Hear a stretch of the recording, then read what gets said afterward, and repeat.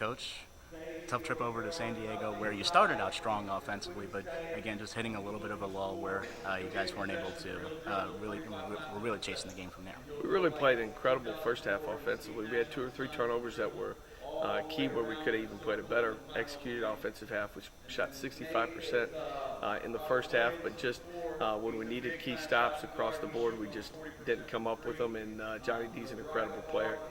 San Diego's ultimately score. He got on a roll and got 2-3 going, and that really sparked them and got them going in the first half. And talk about individually from that game, the emergence of Kevin offensively. I noticed what you were looking for coming into the season and seeing his leadership in the post and one of his better games this year.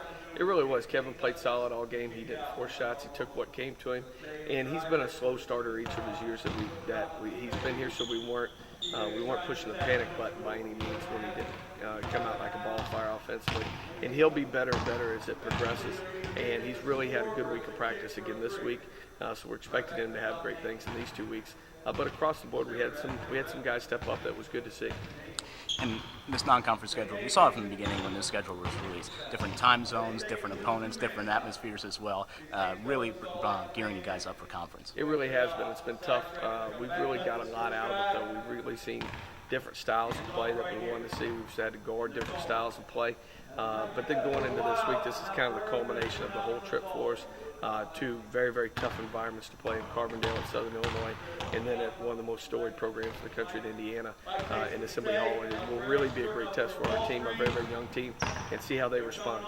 Southern Illinois, as you mentioned at the beginning of that trip, a team mid-major that usually is always solid, doesn't usually play a lot of numbers, but the numbers that they do throw at you, are going to be effective. They're very, very good. Barry Henson is a good friend of mine, and they do things the right way. They've been very, very good, and he's been successful everywhere he's been, and they're in a better person.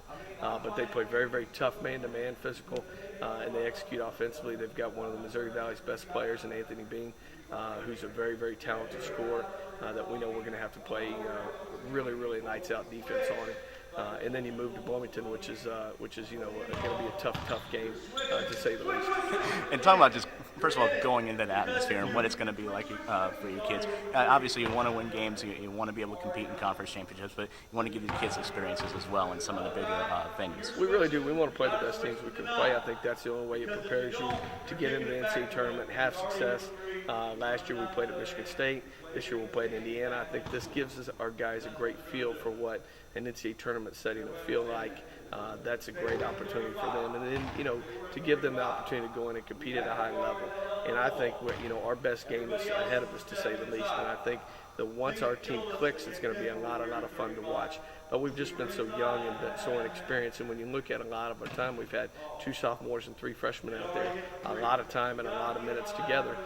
That's valuable, and you can't take that away. And that'll really, really pay off for us in the end.